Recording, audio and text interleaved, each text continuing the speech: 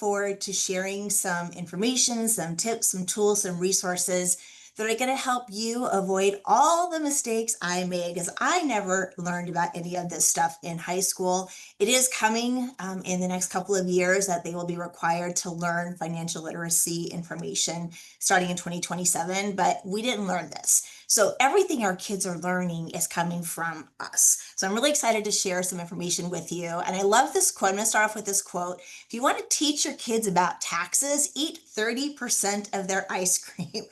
Real-time applications of how taxes are going to impact the income that they earn, right?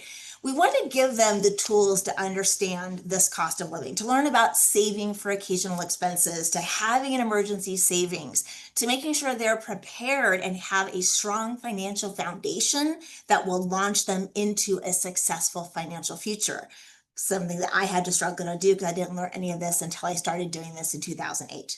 So as we go through the presentation today, I also want to make sure we understand that I'm going to share some tools with you, but kids really learn from watching more than just as much as doing, right? It's important for them to see you implement some of these actions. So I want you to make sure that they're going to bring them into the conversation about money, right?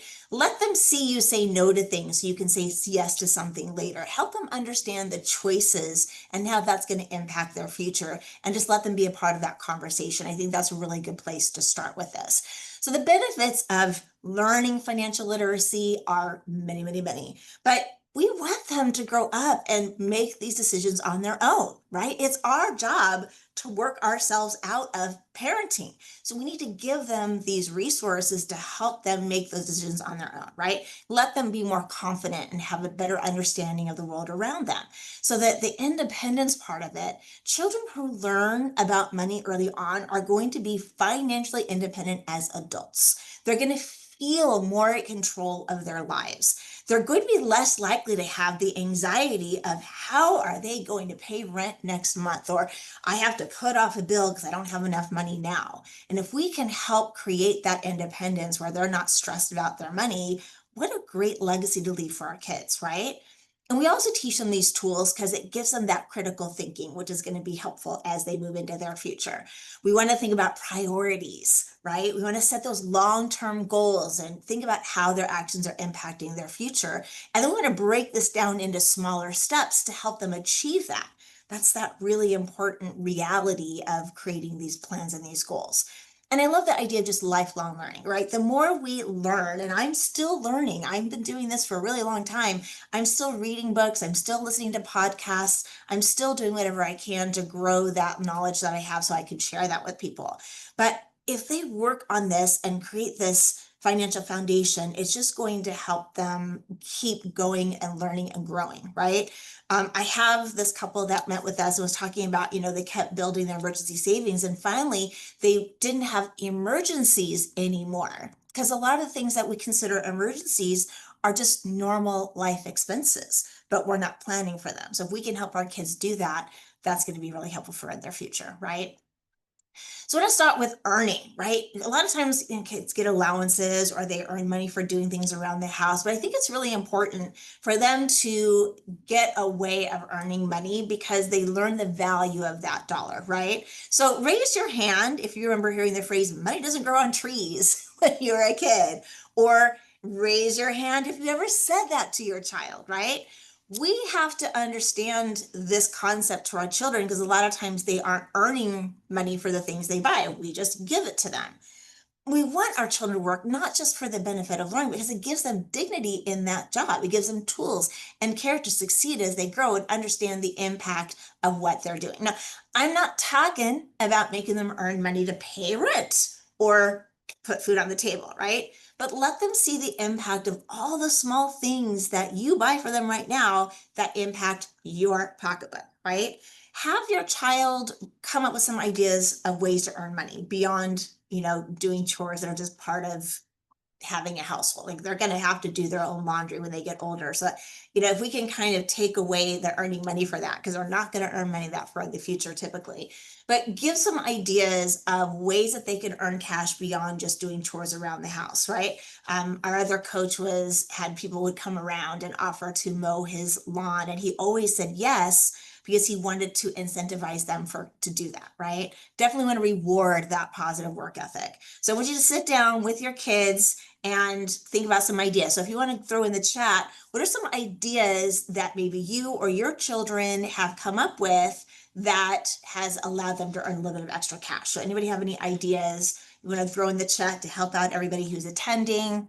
And that would be really awesome. We always love ideas. So mowing lawns, or no, what else could we do? Recycling. Oh, that's a great way. Plus it helps the planet. We like that. Thanks, Colin. Recycling is a great idea. Yeah. So that, again, they're seeing the impact of saving and how that's going to impact their pocketbook. I think that's a great tool. So yeah, just keep throwing ideas in there. We like that. But getting them that action item, sitting down with the kid, what are things they can think of, and get them getting that brain going so they can come up with some ideas to earn that extra money. Now, once they earn the money, we want them to understand what that concept is. Like, it's really easy to have a dollar bill, right? Cash, everybody knows what cash is. You have money, you buy things, okay. It's a financial transaction. But I want them to understand some of this terminology and how it's going to impact them, and what a cash transaction, a credit transaction, a debit transaction. So cash, they're counting out the cash. It makes them more mindful of the purchase. Same thing for us, right? I do that a lot in our financial fitnesses. We go back to, okay, pull $300 out for groceries, and that's all you have for groceries until your next paycheck. And it really helps you see the value, and how far or not far the money goes. Nowadays, it doesn't go very far, and we spend a lot more, but that's a way to help them stay on track and really understand how their decisions are impacting. So they can go to the store and buy a candy bar, or they can save it, or they can save up that money and buy, a skateboard later, right? So just understanding that cash, counting it out, getting them used to that. And then we have the credit transactions. And a lot of people say, oh, no, don't talk about credit. But credit's really an important function of adulthood. If you ever want to buy a car, buy a house, you don't have the funds for things, it's really important to have a good credit score. Even certain jobs are requiring a good credit score. If they want to go to anything that handles cash, or they want to go into law enforcement or the government, they're going to look at the credit score. So I want to help them understand what that credit card transaction looks like, that they're using somebody else's money, they borrow it, and they pay it back later, right? So I think a really cool activity for this one is, say that your child wants something, like, okay, well, I will loan you the money for that, but I'm going to charge you 10% interest, and you have to pay that back in 30 days, which is kind of the concept of buying things on credit. And helping them understand, charge them 25%, because that's the average interest rate on credit cards right now. I'm seeing 25.99, 27.99. I just had one at 35.14. Right? It is expensive. So I want them to understand how that credit function works and how much it will cost them. So charge them money and actually do that activity. And then the debit card is kind of a weird kind of, you can use it either way. If I swipe it and I put my PIN number in, it does come out of your bank account right away. But if I use that Visa or MasterCard logo, it takes about 3 days to come out of my account. So I want them to understand that what they see on their bank statement may not be what's really available, because there's a delay when you use the debit card function and sign for it. There's a delay, right? So I want them to understand that delay, what they see on their account is not necessarily what they actually have available. That's why you see some of that differences. So, just set up some certain transactions at home and practice this. Like, you've got $10, pay cash, it's $10. If you're going to do borrow, it's $20. I only have $10. Okay, I'm going to loan you $10 to buy it now, but I'm going to charge you 10%, and let them see you have to pay that back in 30 days out of whatever money you earn. And they understand it costs more when you do it that way. Do I want to do it that way? Right? So just kind of getting them going and using those transactions. Walking the dog to earn money. Yes, that's a really good way. Extra. Why do we want to save money? This, for me, is probably the most impactful concept that we can share with our children, is that concept of saving money. Because I never learned that. It was all about what we can buy, and our culture is all about what we can buy, right? I want a bigger, faster car. I want a bigger home. I want to go on expensive vacations. I want to have the best shoes and the best purses and more. That's all we do. And I want to get them in their idea that it's really important to save. No matter how old or young you are, we tend to learn by doing or experiencing. So give your kids the opportunity to experience that concept of saving money, right? If it's something that's natural, then they're going to do it all the time. But if it's not something that they see or hear you talk about, it's unlikely that they're going to make savings a priority either. I want to make this a priority. And it's not even the actual amount that they're saving that's important. It's just get them doing it. Get them that subconscious habit of every time they get money, they put 10% aside. So when they start earning and they're making $50,000, if they're doing 10% of that aside, automatically they are going to have the best financial future. This is something that I wish I learned when I was in high school, is if I had done $66 a week invested in the stock market, I could have been a millionaire by the time I retired. I didn't learn that, right? So I am never going to be a millionaire. But if we can teach our kids that habit, that's going to give them just amazing future, right? And I want them to understand that the difference between just putting it in a piggy bank. So that's a really good start. Getting a piggy bank, and every time they earn money, have 10% going into that piggy bank. That's the action item for this particular topic. But think about the concept of earning interest for that, right? If you just have it in a piggy bank, it's not really earning any dividends. If I go and I take that to a credit union or a financial institution and I'm earning 4% or 10% or whatever it is, then I want them to see how they can earn money just for saving that money, right? So if you just leave the money in the piggy bank, it's not earning interest. It earns less every year because we have this glorious or not so glorious thing called inflation that's going to reduce how much money that will buy, how much things that stuff will buy in the future, right? So in 1 year, you're not going to be able to buy as much with that savings in your piggy bank as you did last year. But if you do that over 10 years, dividends posted monthly, it can actually add up. So I want to get the money working, to talk to them, get that money working for them, set up an account to have them see the dividends and say, if I've got $100, I deposit that, I'm earning 10%. I've got $110 at the end of that month just for letting the money sit there, right? That's pretty powerful. So I want to get them in that habit. Every time they get money, 10% automatically goes into the piggy bank first, and then getting into opening an account so they can actually earn some dividends, right? So adults, teenagers, we typically need to save money for 3 reasons. The emergency, if I'm out of work, I'm injured, unable to work, I hate my job, I want to leave, and I'm stuck because I don't have any money in savings. That's really important to have that emergency savings.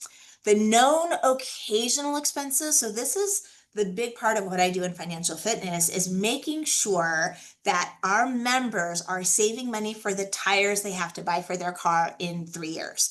They're saving money for the computer they're going to have to replace in 7 years, or the mattress they want to replace in 5 years, right? All these big ticket items that we don't think about that we're not saving for, they tend to end up on credit cards. So I want them to understand, okay, in 2 years, you're going to have to buy a new skateboard. Let's look at the cost of that skateboard and break that down into smaller amounts and let them understand how that works, right? So that periodic occasional expenses is really important to help keep them out of going to debt. And then saving for wealth building. This is the $66 a week invested at an average rate of return of 10% will make you a millionaire. That's not a really easy for them to understand, but as an adult, $66 a week, I was doing that in meals out like that. Like if I could have been a millionaire or eaten more muffins at Soup Plantation, I always go there because that was my old place, but I can go out to eat every day or I could be a millionaire. What do I want to do? And letting the children see how that impacts their choices, right? So it's our job to teach our kids how to open this account and do the research and understanding the different savings and checking, and the checking account's just to spend, the savings account is many different things, right? So I actually have a bunch of different savings accounts, but have your kids set up something that matters to them, right? Have a savings account set up for something that matters. Have them go research all the different savings rates they can earn. I have, one that's earning 0.05, which is just a basic savings, but I have a high yield savings account that's earning 4.3% right now, right? So help them understand the differences, and have them do that, go and look at different places, right? And then by the time they're in high school, they should be ready to graduate into a real checking account, which is scary, but it's really important for them to understand how to put money in, take money out, and balance that out, right? So help them manage their money in a more adult manner. They're going to make mistakes, but it's the best time in their lives to learn while you are still there to help them overcome, right? So choosing an account, I'm not going to spend a lot of time here, but I want them to look at all of these different things when it comes to choosing. A lot of kids are just going to go where their parents have an account, right? Which is typically what we do, but that might not be the best option for them, right? So if I want to teach them to look at the fees, I want them to look at how close is it, how easy is it to access the account? Do I have mobile deposits? How many ATMs? Like we have ATMs in pretty much all 7-Elevens. That's pretty easy to access, right? We have a lot of locations. Banks tend to have a little bit more, but I like credit unions. But looking at all the maintenance fees, account fees, look at the benefits. Do they get free checks? Are there any discounts for having a money market savings? Do they have any, what other types of benefits are there? So I like us, we have a 5% discount at Wawanesa Insurance for being a CalCoast member. You might not be aware of that, but if I can save 5% on my auto insurance, that's a definite benefit of that account, right? So looking at all the different benefits, just having them call around so they can research that and find one that works best for them. Okay, so after your account has a teenager has an account with them, we need to start teaching them how to manage it, right? It's just as important for them to see savings as an automatic habit, but I also want them to understand that you are going to spend money. It's really interesting when we talk about diets and spending money. It's really hard to budget or be on a diet because you have to eat and you have to spend money. It's kind of counterproductive to the whole idea of saving is we have things we have to spend money on, right? So I want them to understand and look at here's the income, here's the expenses, just write it all down, and have them understand this is a finite amount of money that you have. And this is what you want to spend the money on. Are you living within that income? And if not, we have to go back and make some different choices. I think that's really important for them to understand, again, how not far money goes by writing it all down. Whether they do an Excel sheet or you write it down on paper. I have a couple of resources I can share with you at the end that you can access and just share that with your children, show them how to do that. But I also want you to share your plan with them. So making this a part of your everyday conversation means sharing the reality of here's my income, here's what I'm paying in taxes, here's what I'm paying for medical insurance, here's how much I'm paying for rent. And this is why we don't have a lot of money left over because we live in San Diego, the most expensive city in the entire United States. But I want them to understand the impact of okay, you're wanting to go to Disneyland, that's going to cost $1,000. Where can I do that and help them see how that affects that bottom line, right? I don't talk about budgets. I use the word plan. Anybody who's ever attended any of my workshops knows I hate the word budget because a budget's all about constriction, all the things I can't do. I can't go on vacation. I can't get the cute black leather boots. I can't. I like having a plan because then I'm being deliberate in my choices. I'm telling my money what to do, and I'm setting money aside for some of those big expenses so I can enjoy this and have some guilt-free spending, right? I think that's really important is I'm saving up for this. I'm being deliberate for this. I'm not going to debt for this. That's important. But I want to use my earned income to help me achieve that. And I'm going to have a plan to achieve that. And a written plan is going to allow you to see that very, very clearly. And it also will allow you to see, ask your child, can I afford this? Can you afford this? Here's my income. I've only got $20 left over. Can I do $1,000 at Disneyland? No. Okay. If I want to save for it, if I do $20 a month, how long will that take me to save enough for that? And if that's really matters to me, if you want to go earn some extra income and put that into the Disneyland fund, let's do it. That's another way they can learn how their actions impact that really wonderful event that they want to achieve, right? And then it's going to mean more to them, I think. So asking the question, can I afford it? Does this spending align with my goals and what's important to me? And if it is, go out, have fun, spend the money. Well, you plan to spend it guilt-free, right? And make exciting memories with your kids. You're not going to get this time back, but there's also a lot of free things that you can do. So having the kids research some free and fun things to do, but just understand, okay, I have all these expenses. Like if you've written down your plan, I've got STG&E, so you can turn on your computer and go to school. I've got the internet, so you can turn on your computer and go to school. I have groceries, so you can put food on the table. I've got gas so I can get to work. I've got all these other expenses that are important, and understand, have that talk about why you have that expense, and they know that adulting is expensive. It's not cheap, and I want them to understand that difference, okay? I also want them to understand that concept of borrowing, right? So this is a subject that a lot of parents avoid, right? We don't want to talk about the total credit card debt that I have or the mortgage and how much this is costing, but I really want kids to understand that before they get out into the real world, right? So sometimes we do have to make large purchases, more than what I have in my bank account. My car breaks down.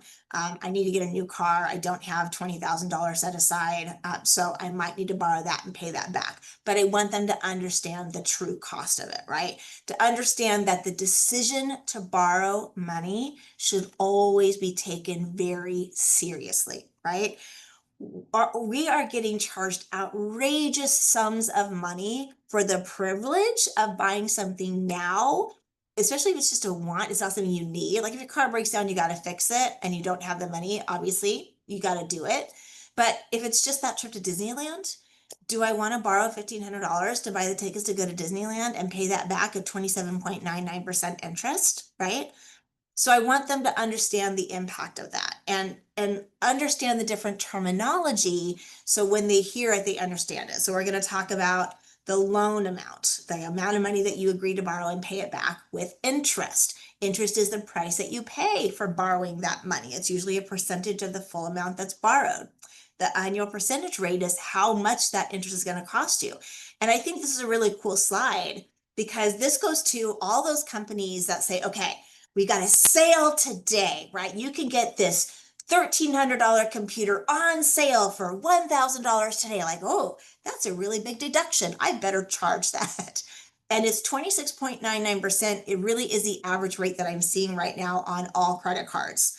So if you borrow $1,000 at 26.99%, the interest you're going to owe each month out of your $30 minimum payment is $22. So that principal balance is only going down by 7. It will take you over 4 years to pay it back, and it's going to cost you $784. Is that really saving you $300? Was that such a great deal now? I think that's a really good concept, right? So in the chat, what would you do if someone handed you $784.16 right now? What would you spend that money on? What would you save for? What would you do with $784? So throw that in the chat and let me know. For me, that would be going into my vacation savings so I can go to Italy and see all the wonderful things out there. That's always my choice. Anything I spend could go in my vacation fund, and that's important to me and my child, right? Go into our high yield savings account until you learn to invest. Awesome. Pay IRS tax. Oh yeah. Home improvement. Yeah. Make your home worth more. Fix an asset. Cruise. Love it. Pay down credit card debt and stop paying interest. Awesome. And I have tools to help with that. If you ever want to meet with me, it's free service. Go towards upcoming cruise. Yeah, there are so many other things that we could spend $784. I don't want our children to pay that towards interest because they didn't understand this concept, right? So I really love this idea of teaching them how interest works and how it grows over time. And this is a really simple action item that you can do with your kids.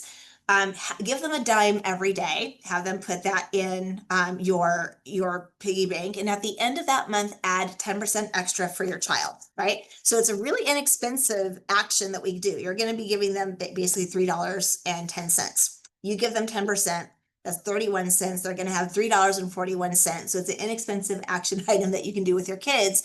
But give them that dime every day and say you can spend it or you can save it. If you save it at the end, I'm going to add 10% extra for them and have them understand that concept. If you want to be real, have them do 25% because that would be the cost of credit, right? So save $1, you get $1.25. That's kind of cool, right? So I like to do this understanding. So I want to also understand the concept of simple interest and compound interest. Nowadays, most credit cards are doing compound interest where interest accrues daily on the balance that you borrow, right? Simple interest, you're just paying on the balance that you borrowed.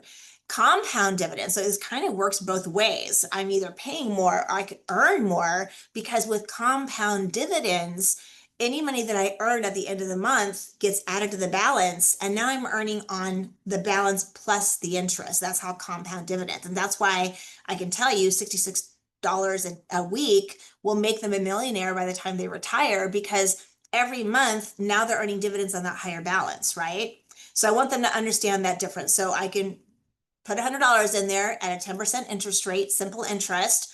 At the end of the first month, I'll have $110 in there, but I'm still earning interest just on that $100, right? So at the end of a year, I'll have about $210 in there. Compound dividends means I put $100 in there at 10%. At the end of the month, I'll have 110. I'm earning 10% on the new balance of 110. So now I've got $11 in interest earned at the end of the second month. And now I have $121 earning interest at 10%. And you can see how that accumulates. So at the end of the year, I'll have $331.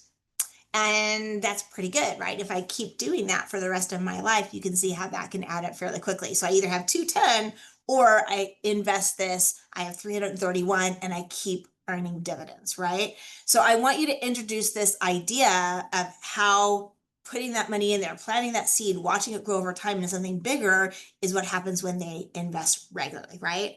So the penny saved, penny earned, but it's not. Penny served, a dime saved can be a dollar earned if they keep going. So I think that's a really important concept to share with the kids, right? Use a written journal, use something online, but I think that's really cool for them to see. I also think these are super important concepts that I wish I learned when I was a kid as well. I tried to teach us, do you want this? Do you need this? Is it a necessity, or is it just discretionary, something that you want? And helping them understand these concepts. Whether they earn their own money or give them allowance, I want them the opportunity to understand these differences, right? So 2 topics to have this discussion: needs versus wants. Both of them are going to be purchased with their money, but sometimes in our culture, we spend so much on things that we want first, and we don't have enough money left for our needs, and then we get stuck using credit cards, right? So a plan can help people figure out what they can afford, and if there's no money left in your plan after all the needs are taken care of, the wants will have to wait. So giving them this list of items and say, is this a want? Is this a need? I actually have a pretty cool handout. Let me share this with you here. Wants and needs for vocabulary cards. And I can email this to you guys, and kind of understanding the difference between the 2 concepts. Wants, you have to do it to survive. So shelter and food and clothing, those are the basic needs that we have to do. Everything else is nice to have, but my favorite question is, what's the worst thing that's going to happen if I don't spend this money, right? If my SDG&E gets turned off, that's pretty bad consequence. If I have no food, I starve to death. That's a pretty big consequence. So these are really good ideas and things to share with them. Just kind of go through these different concepts that we have, and then have a list of different items that you're going back and forth with and teaching them the difference between the wants and needs. I think that would be really helpful. You can go back to the PowerPoint, okay? So have them put them in a pocket, give them a bunch of words and put it in 2 buckets and help them understand that concept. And then the spend versus save. So this is that concept of, I have a choice with every dollar that I earn. I can spend it or I can save it. And I want them to understand what that means. When you're buying something with your money, once you spend the money, it's gone, right? It will not be there later for you to use. Saving means not using the money right now, so I can use it for later for something bigger, right?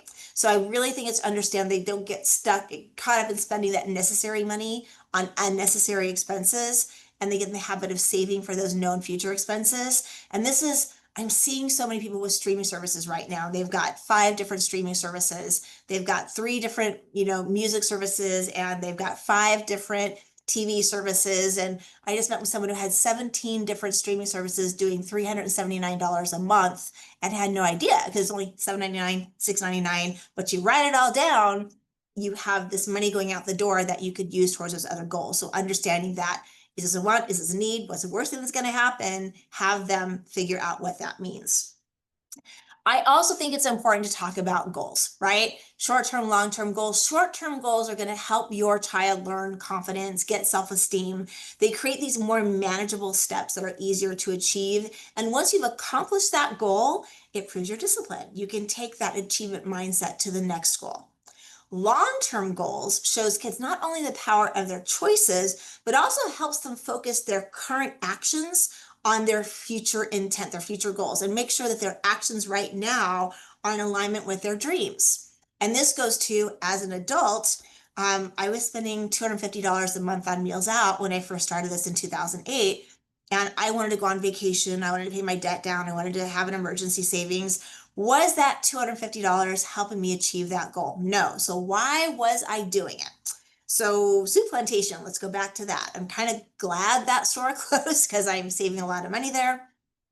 But that $40 a week, $160 a month, was that helping me go on vacation? No. Why am I doing it? It's just a habit. Do I need more muffins? No, I don't need more muffins. I can eat more muffins, or I can go to Maui, right? I can go to Jamba Juice, or I can go to Jamaica. I can go to Starbucks, or I can go to Spain. I have these choices, and I want them to understand how their decisions right now are going to impact that goal that they have, right? So ask your kids what they would buy with $100 and why, right? Show them $100 divided by 12 months is $8.34 a month. That's not too bad. They can make that happen, because $100 to a kid sounds like a lot, but $8.34, not so much, right? So I got to understand how breaking these big amounts down into smaller amounts is a lot easier to do, right? Let them learn, let them choose, let them make those choices. I want them to understand all of these items, right? So I think one of the most important concepts that I can share, like when I was younger, is I didn't know that $66 a week would make me a millionaire. If I had known that when I was 18 years old, I would never have been spending $140 a month on Soup Plantation. So I could have definitely been a millionaire quite easily if I had known these concepts. It's important to have these conversations. My life would be so different right now if I had known this, right? So I just want to give you these tools, give you these steps. And I also want to share with you a couple of resources before we let you guys go. I talked really fast today. I want to talk about these resources that we have here. So this is a free resource that CalCoast has. Anybody can access this, calcoastu.org/enrich. And if you go to this website, scroll down, I already have an account, but I want to show you how you can use this. No, that's not what I wanted. I want this.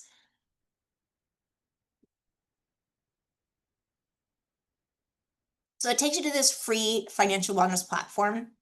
And if you go in and do a search for financial literacy for kids, I don't want that. I want this. Searching for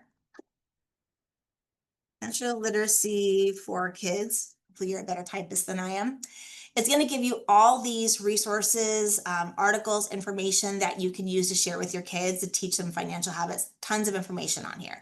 That's a really good resource. There are games that you can play with them. So I want to share that screen with you guys. Let me go here. Through this PBS website, Lights, Camera, Budget, a really great source. Kidvestor is a really great way to help kids learn about investing. Budgeting for needs and wants. I have a lot of things in here. This wants and needs, understanding the differences. Budget project for kids, helping them understand that one. Christmas shopping budget, because that's coming, and help them sit down and create a plan, and who are they going to spend the money on. So get them started thinking about that budget, and then afterwards that reflection. And I think that's really cool. So I have all these available for you guys if you want to look at those. Like Will said at the beginning, we do record these, put them on our YouTube page. So if you want some information there, go check that out. If you are interested in finding ways for yourself to get out of that debt, but get the debt, stop losing interest, This is a free benefit of California Coast Credit Union.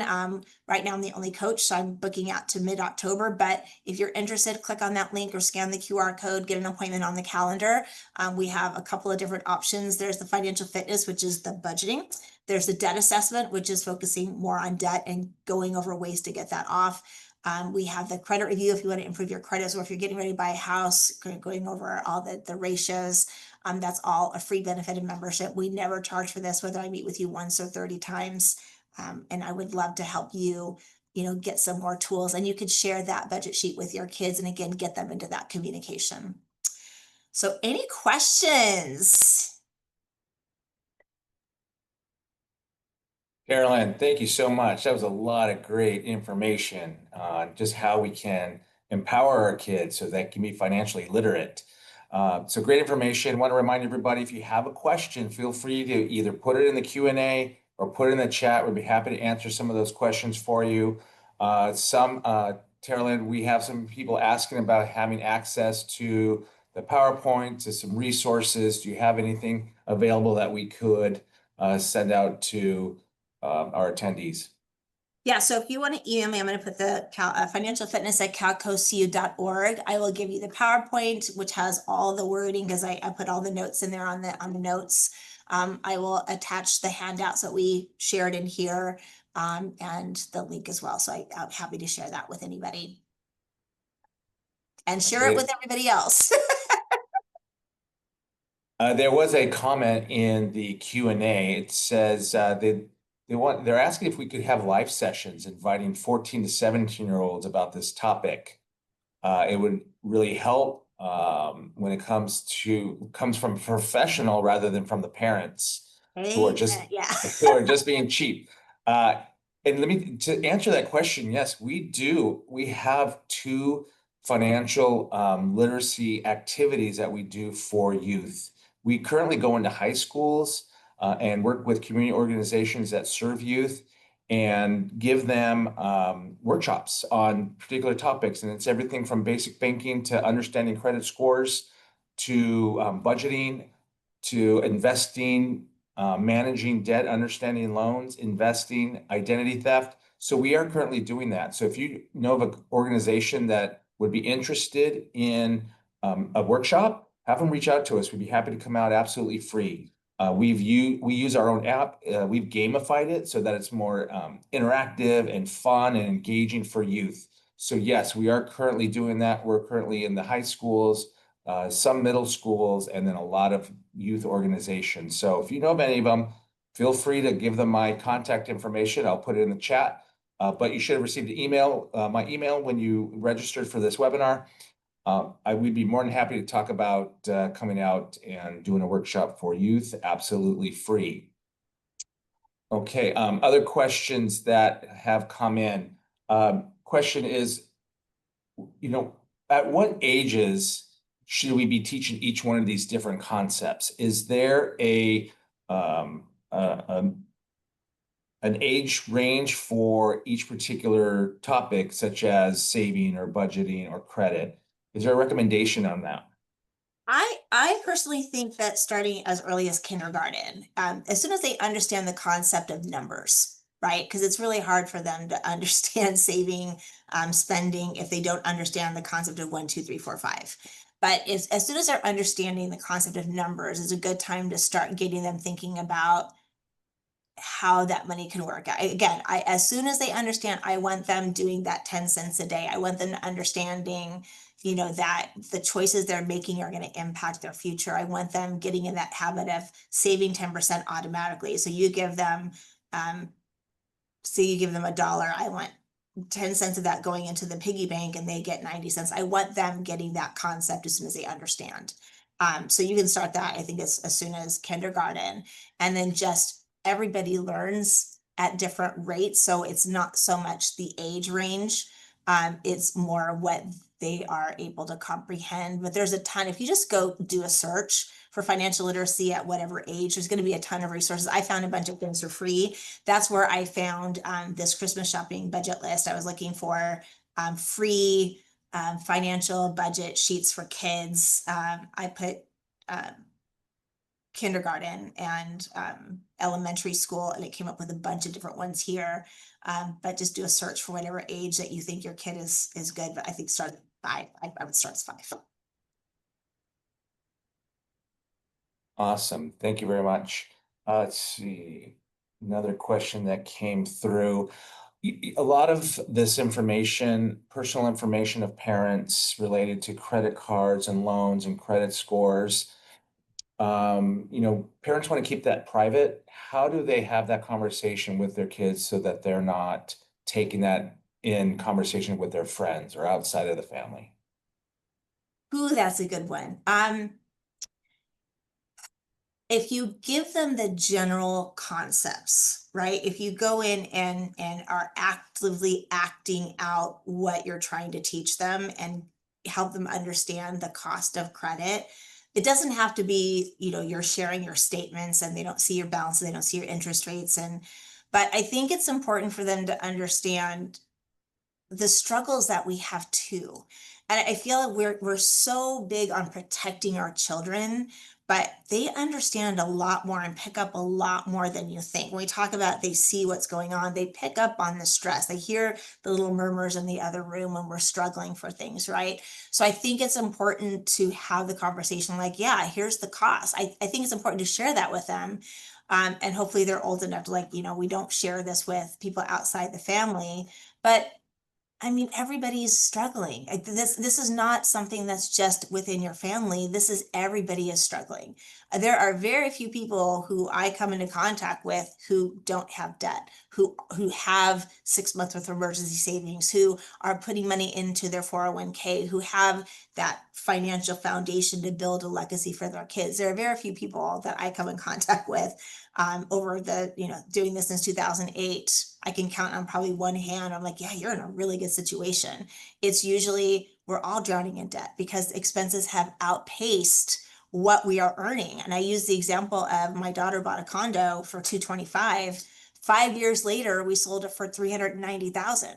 That's a 60%, 68% increase. My income did not increase in that same time frame. So I would not be able to afford that condo at her age. She wouldn't have been able to afford that condo that we bought just 5 years ago easily. So it's everybody is struggling. You are not alone. And I think it's important for kids to see the struggle just as much as the successes. We want to see both sides of that. And celebrate when you get something paid off. I mean, that's a huge achievement. I love checking things off my list. Like, hey, I paid this off. I don't have to pay interest anymore. So yeah, don't feel bad. It's everybody's in the same boat. Absolutely. That's great advice. And we want to make sure that our kids understand that the decisions that we've made, and we want to help our kids maybe avoid some of the mistakes we've made. And I know that when I go into the high schools and I tell them about my personal struggles, in hopes that they don't make those same mistakes. So just keep that in mind when you are working with your children and teaching them about some of these concepts. Okay, I don't Also a see. good opportunity to, talk about some of those emergencies that happen, that, okay, I had a $1,500 car repair for my car and I didn't have money set aside. It's going to go on a credit card. So I want you to be prepared for it. So, telling that to my child, I had medical expenses that were $10,000 and you think, oh, I've got, 5,000 in my savings, I'm good. And then I have a medical bill for 10,000. Right? How do you pay for that? Care credit is there, 0% for a year, and then the year ends and we didn't pay it off, and now we're paying 30% interest on it. Understanding that information, right? So yeah, I think it's really important to talk about that.